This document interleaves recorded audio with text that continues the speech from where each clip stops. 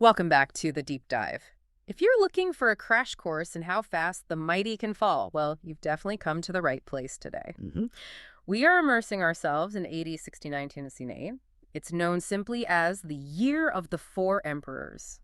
And honestly, it might be the single most chaotic, bloody, and politically consequential year in all of Roman history. It really is something else. This isn't just, a minor blip. This is the moment the Roman Empire fundamentally broke from its founding principles. For almost a century, power had flowed, maybe imperfectly, but flowed nonetheless, through the Julio-Claudian bloodline, Augustus's legacy. Right. And in AD 69, that foundation just imploded completely. It led to this rapid, incredibly violent succession. First Galba, then Otho, then Vitellius, and finally the one who stuck, Vespasian. He's the one who founded the Flavian dynasty, which brought back some stability. And the sources we're diving into today, they really confirm this wasn't just some power struggle happening quietly in the Senate buildings in Rome. No, not at all. This was the empire's first real full-blown civil war.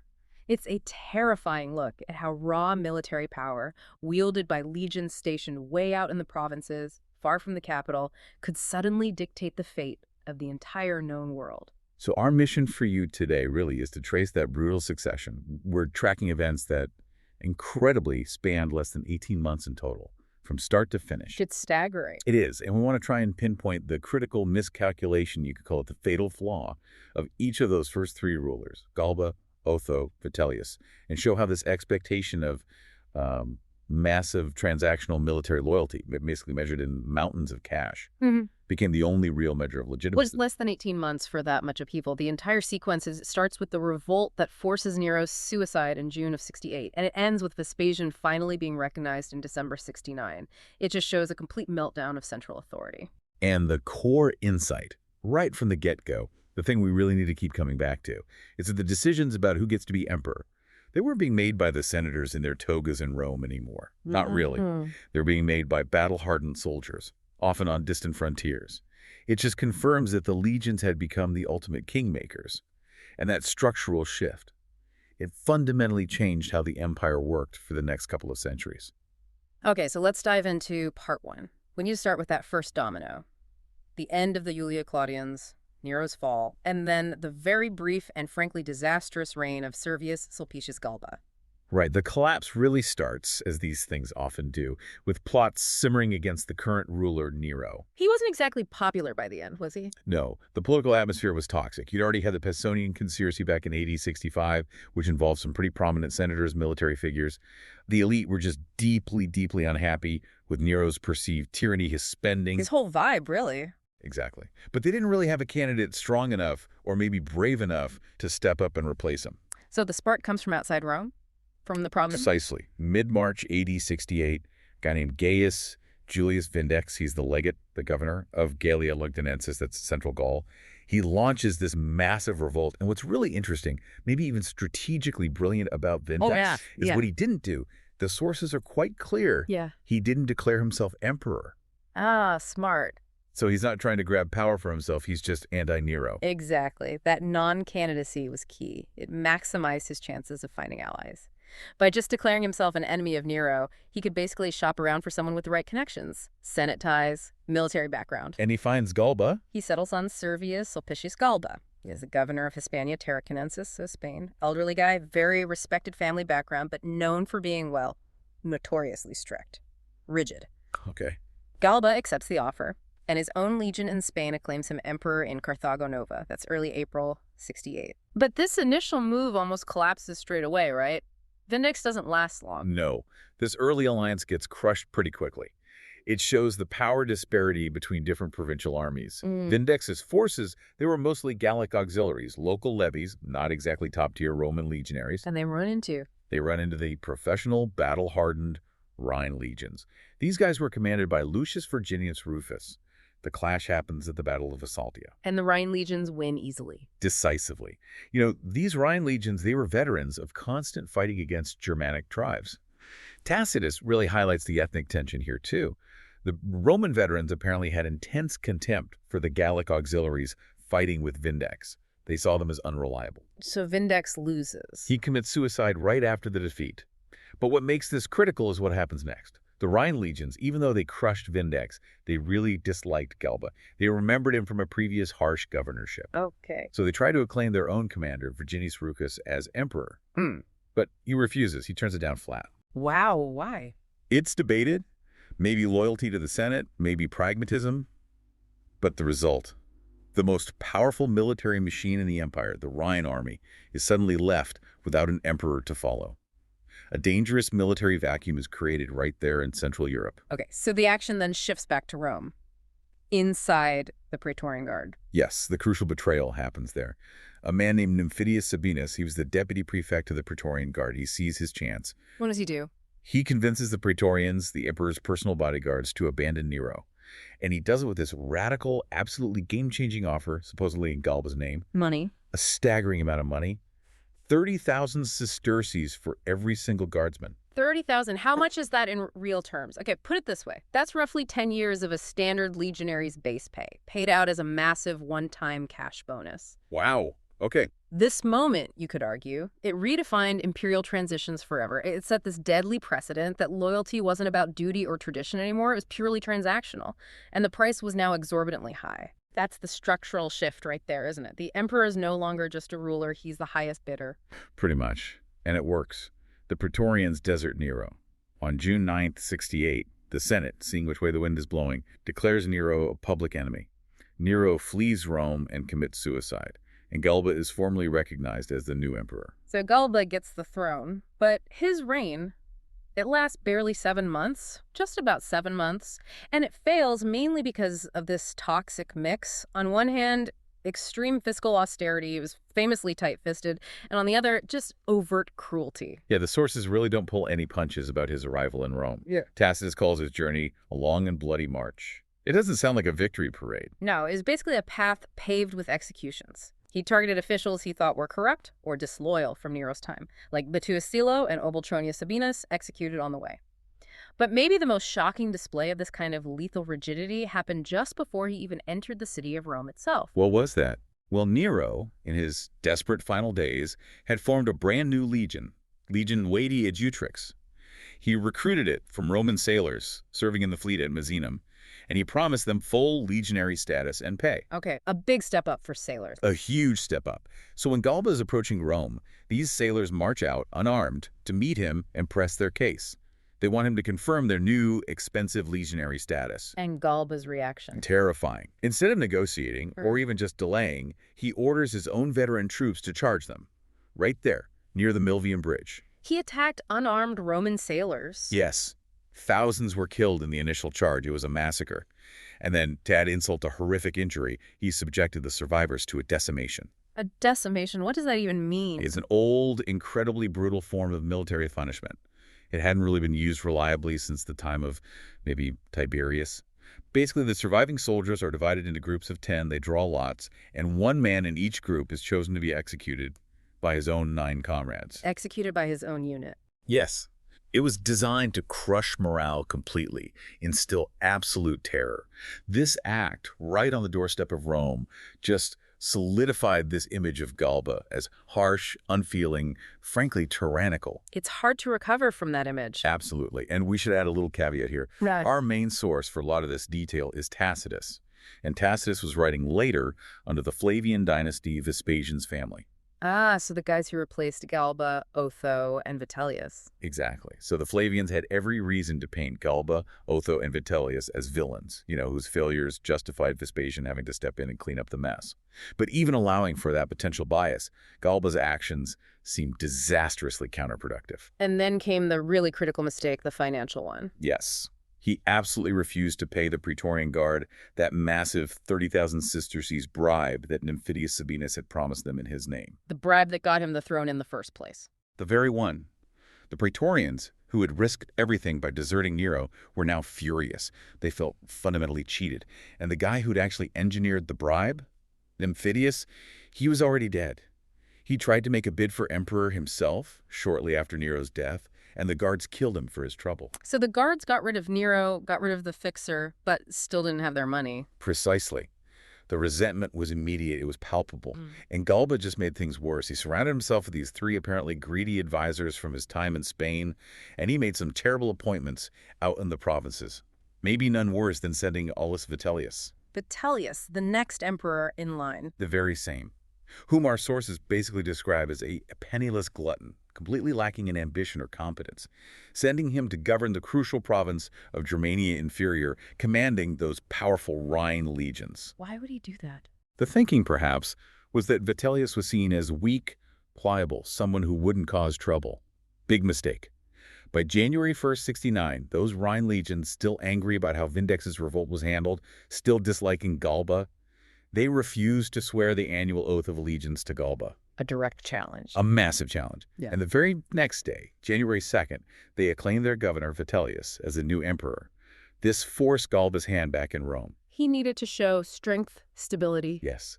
Galba was old. He was childless. He desperately needed an heir to stabilize this situation, to show there was a future for his reign.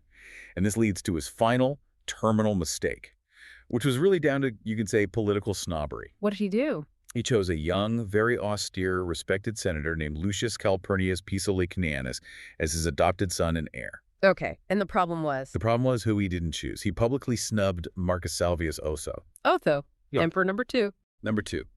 Otho had been one of Galba's earliest and most prominent supporters. He'd governed Lusitania, modern Portugal, well. He was ambitious, popular in some circles, and crucially had widely publicly expected to be adopted by Galba. The snub was huge. And Otho knew the Praetorians were unhappy. He knew intimately how angry the Praetorian Guard were about the unpaid bribe. Right. So Otho basically used his own considerable personal wealth to finish the job Galba refused to pay for. He offered the guards a fresh, massive bribe. So he buys the guards' loyalty away from Galba? Essentially, yes. And it happens incredibly fast. Just 2 weeks after Piso's adoption, on January 15th, 69, Galba and his newly adopted heir Piso were ambushed right in the Roman Forum by the Praetorians. And murder. Murdered on the spot. The image the sources give us is horrifying and iconic. Their heads were cut off, impaled on poles, and paraded through the city streets. A brutal message. It confirmed absolutely to everyone, senator, soldier, ordinary citizen, that the traditional power of the Senate was basically obsolete. The legions, or in this case the Praetorians in Rome, were now in charge of regime change. And the price of loyalty had been set. 30,000 sesterces. Minimum. So the military, specifically the Praetorians, have now crowned Otho. Effective immediately, January 15th, 69. We go straight from Galba's fatal stinginess to Otho's brief, maybe more populist rule. Right. The Senate, probably terrified and just desperate for some kind of stability, recognized Otho immediately. And initially, Otho was actually seen as a bit of a relief compared to Galba. How so? Well, he'd been close to Nero in his youth, which wasn't necessarily a good thing, but his personal history suggested he was cunning, ambitious, but maybe not deeply cruel like Galba seemed. He gained popularity pretty quickly by handing out favors, restoring statues of Nero, and consciously trying to emulate Nero's successful early years, promising stability, popular entertainment. He was expected to be reasonably fair, especially to the soldiers who just put him on the throne. Okay, so he starts off okay. But if Galba failed because of internal issues, cruelty, money, Otho faces the opposite problem almost instantly, right? His success in Rome makes him a target for someone with much stronger forces outside Italy. Exactly. The threat is Vitellius. He's been acclaimed emperor by those crack Rhine legions just days before Otho took power in Rome. And these Rhine legions are serious business. Arguably the best soldiers in the world at that time. We're talking veterans from legions like I Germanica, XXI Rapax. These guys were hardened by constant warfare on the German frontier, highly professional, perfectly positioned in Central Europe to march south. Otho's forces, meanwhile, they were mixed, some Praetorians, some city troops, the newly formed Sailor Legion, Iadiutrix, maybe some legions summoned from elsewhere, but generally not considered as tough as the Rhine army. Did Otho realize how serious the threat was? Oh, absolutely, straight away. Yeah. And we see this remarkable detail in the sources. He actually tried really hard to avoid a civil war. He sent messengers to Vitellius proposing peace, offering to share power, even offering to marry Vitellius's daughter, trying to negotiate his way out. Shows a certain political pragmatism, doesn't it? But it was far too late. Vitellius's top generals, Aulus Caecina Aelianus and Fabius Valens, were already on the move. They were leading about half of Vitellius's superior army south, marching over the Alps, heading straight for Italy. And this leads to the first big battle of the Civil War proper. Yes. The First Battle of Dedriacum. It's fought near Cremona in northern Italy. It's not always a battle that gets a lot of attention in popular histories, but it was absolutely decisive for this phase of the war. What happened there? Well, it was more of a campaign with several skirmishes, but the main showdown came on April 14th, 69. Otho's forces were pretty badly beaten. It really came down to the superior quality, the discipline, maybe the leadership of the Rhine legions under Caecina and Valens. So Otho loses his first major test. Yeah, he does. And now Otho, who's only been emperor for about 3 months, faces this stark choice. He still had reserve troops. He could try to rally, maybe attempt a counterattack, prolong the bloodshed, or he could surrender and accept defeat. And his decision is kind of the historical irony of his short career, isn't it? The guy who bribed and murdered his way to power. Ends his reign with what many historians, even ancient ones like Tacitus, portray as a profoundly noble act, an act of self-sacrifice. Commit suicide. He commits suicide the very next day, April 16th. And the sources, particularly Tacitus and Plutarch, suggest he did this very deliberately, stating he wanted to end the anarchy, to prevent the empire from tearing itself apart in a prolonged civil war over him. That's unexpected. It is. Yeah. It raises this critical question, though. Was his sacrifice immediately forgotten or ultimately futile? Because the legions who had fought for him, they mostly just surrendered to Vitellius's generals anyway. Otho showed a kind of conscience, maybe, that none of the other contenders really possessed, yet his nobility didn't secure any lasting loyalty or legacy for his cause. He was just gone. So Act 2 ends, and Vitellius takes the stage. He's recognized by the Senate on April 19th. Now, if Galba was the rigid miser and Otho was the ambitious pragmatist who maybe found a conscience at the end, what defines Vitellius? Well, if you believe Suetonius especially, Vitellius was defined by a specific kind of soft corruption, maybe, just staggering, ruinous decadence. Yeah. Gluttony, essentially. Right from the start, pretty much. His reign seems marked by bad omens and poor judgment almost immediately. For instance, a really superstitious mistake he made. He chose the anniversary of the Battle of the Alario. What's that? It was a catastrophic Roman military defeat against the Gauls way back in 390 BC. A day considered deeply unlucky, a day of bad auspices in Roman superstition.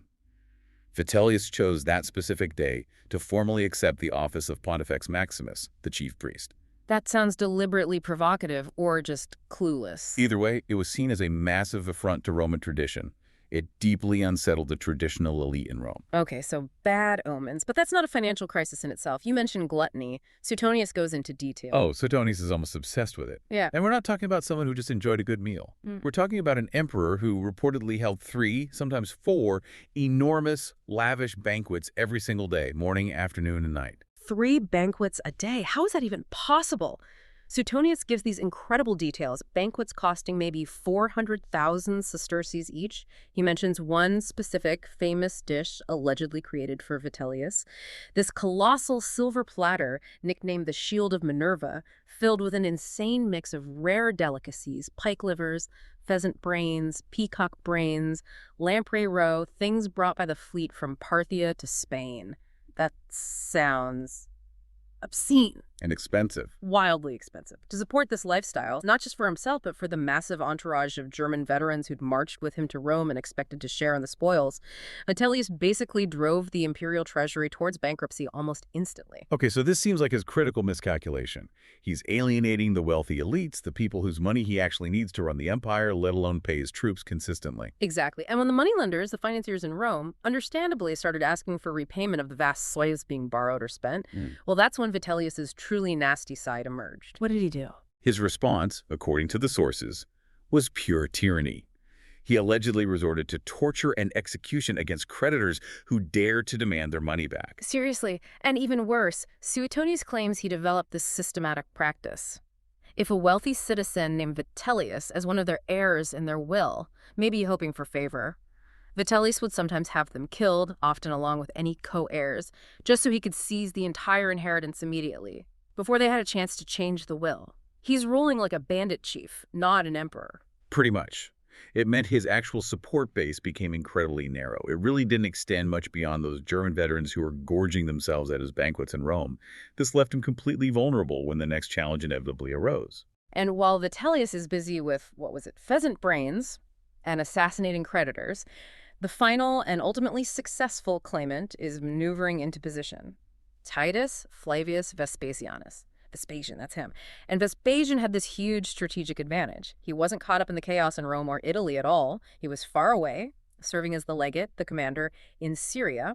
More specifically, he was commanding the massive Roman army fighting the major First Jewish-Roman War down in Judea. So he's a serious military commander out in the east. A very successful, very pragmatic military man, known for being competent, relatively frugal, sober, basically the complete opposite of the mess Vitellius was making back in Rome. And how does his bid for power start? His acclamation as emperor was actually a moment of, well, political genius.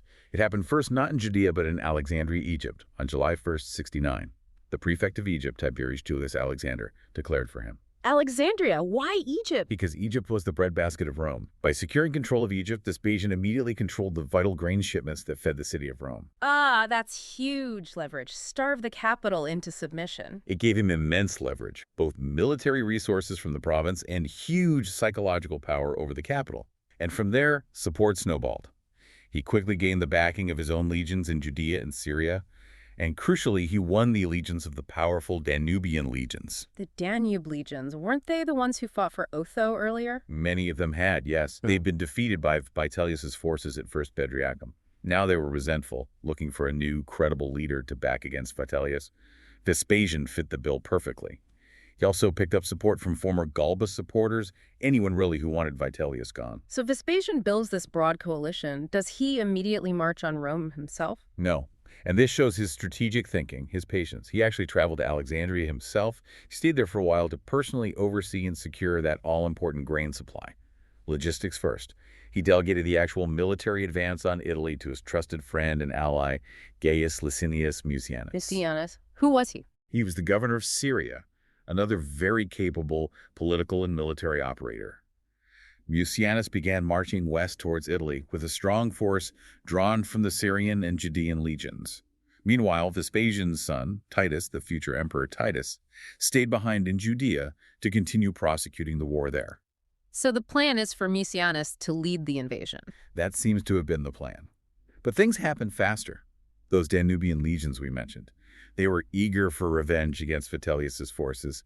They were led by a very aggressive commander named Marcus Antonius Primus, and they were impatient.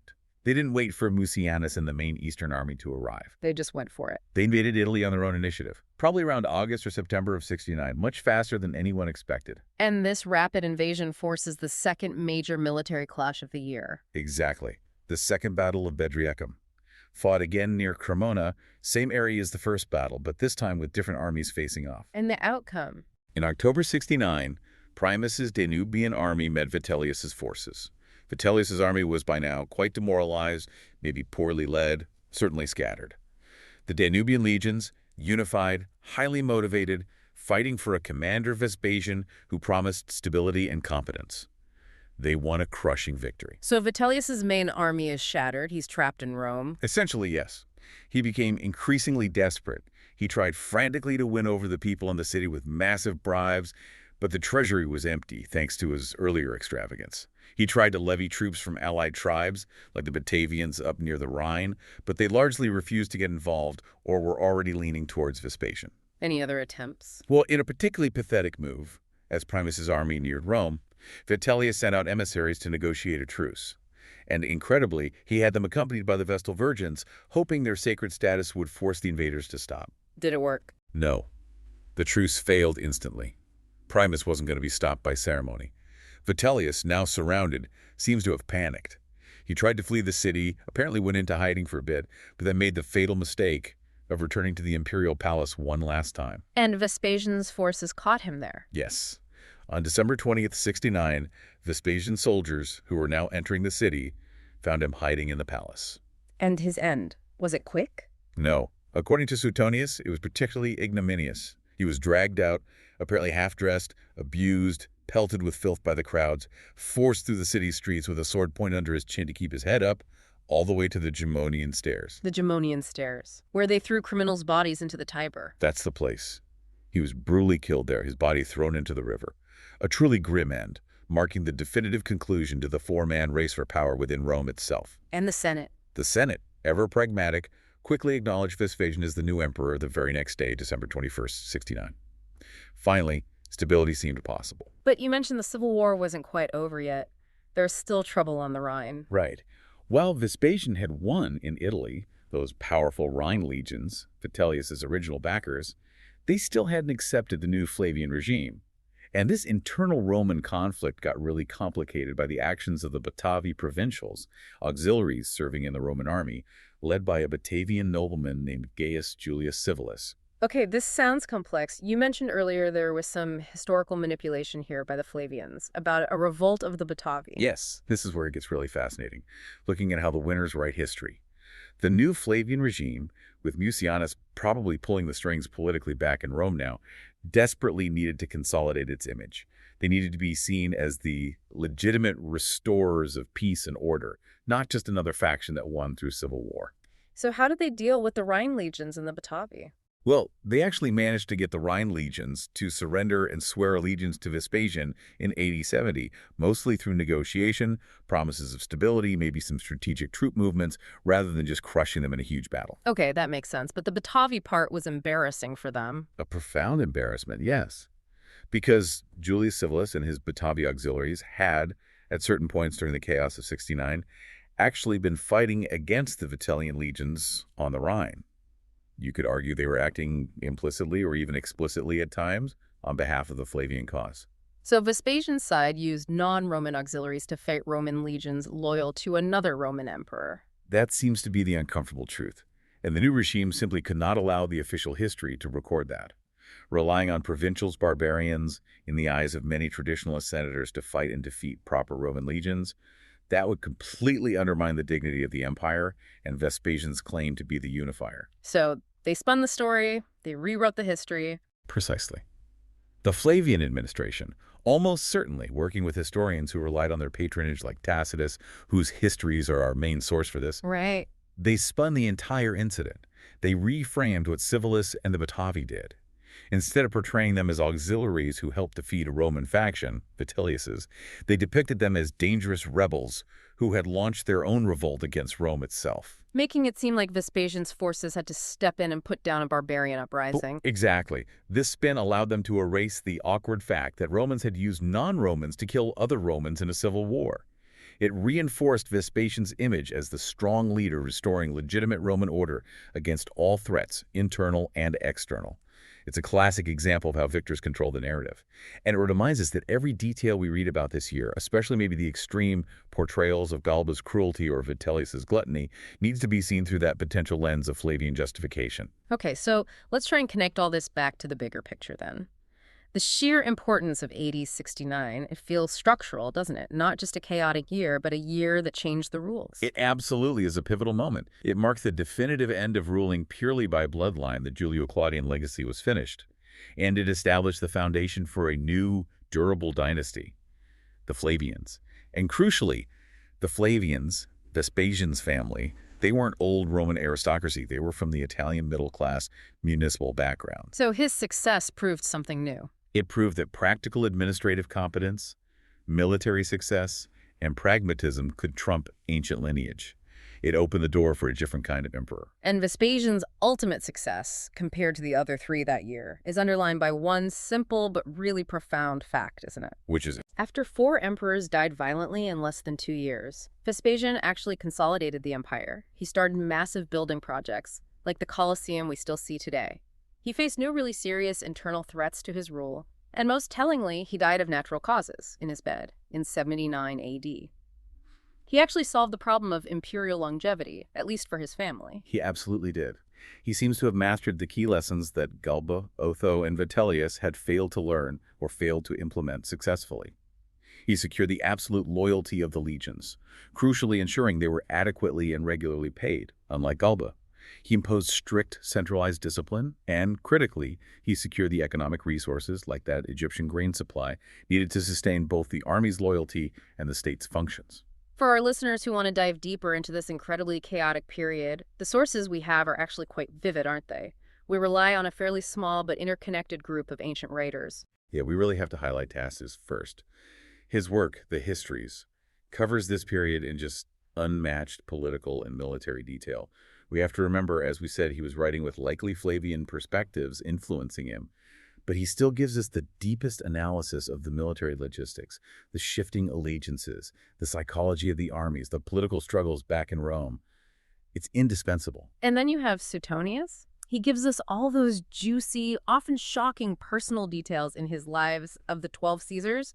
You know, the exact cost of Vitellius's dishes, the image of Galba's head on a pole. Suetonius is maybe less interested in grand political analysis and much more focused on the character flaws, the anecdotes, the scandals that bring these emperors, however briefly they ruled, to life. Absolutely. And we shouldn't forget Plutarch. He wrote parallel lives, comparing Greek and Roman figures. He gives us detailed biographies specifically on the life of Galba and the life of Otho. These give us really valuable psychological insights into their motivations, their characters, particularly maybe Otho's rather surprising decision to commit suicide. Right. And there's one more important context from outside the Roman heartland. Yes, Josephus, the Jewish historian who wrote the Jewish War. His focus is obviously on the revolt in Judea, but because Vespasian and his son Titus were the Roman commanders there when this whole civil war kicked off, Josephus gives us this indispensable external perspective. He was essentially embedded with the Roman command in Palestine, so he provides a clear view of Vespasian's character, his military resources, and how the news from Italy was being received out there on the frontier. Okay, so pulling it all together then, if there's one central takeaway from this whole deep dive into the year of the four emperors, what would you say it is? I think it demonstrates brutally clearly that Roman stability, the peace of the empire, was no longer really reliant on the old constitutional traditions, the Senate's authority, or even necessarily the emperor's personal qualities beyond one thing. Satisfying the armed might of the state, the legions. It had become a marketplace for loyalty, not a dynasty based on birthright. Exactly. Galba's fatal flaw was thinking he could rule without paying the exorbitant price the Praetorians now demanded. Otho's tragedy, perhaps, was accepting the price, but being militarily defeated before he could consolidate his rule.